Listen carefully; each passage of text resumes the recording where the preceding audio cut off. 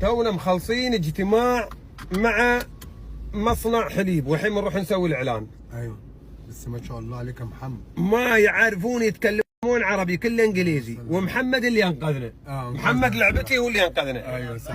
إيه؟ صراحه احنا من غيره ما كناش قدرنا نفهم ولا كلمه من اللي بيقولوه. صحيح. كل كلامه معاهم اجين اجين اجين اجين اجين اجين، عادوا الكلام 100 مره. احنا لو كنا دخلنا على جوجل ماب ترجمه كان هيترجم لنا احسن منه. اي والله اي والله وجع قلبنا وشهادات وسبع لغات وامهم ووجع قلبنا بقاله ساعه. طب انت ما بتعرفش انجليزي ما تقول انا ما بعرفش انجليزي. صحيح. هنعرف نتصرف، نكلم حد يترجم لنا، نشوف حد يترجم لنا. ايوه. انما انا الانجليزي لبلب. ايوه. انا صرفت فلوسي كلها على الاعلام. انا من بلد لبلد 7 لغات. ايوه. وانا وكل شويه سوري اجين سوري اجين، اكتر كلمه سمعتها النهارده. اجين اجين اجين اجين اجين.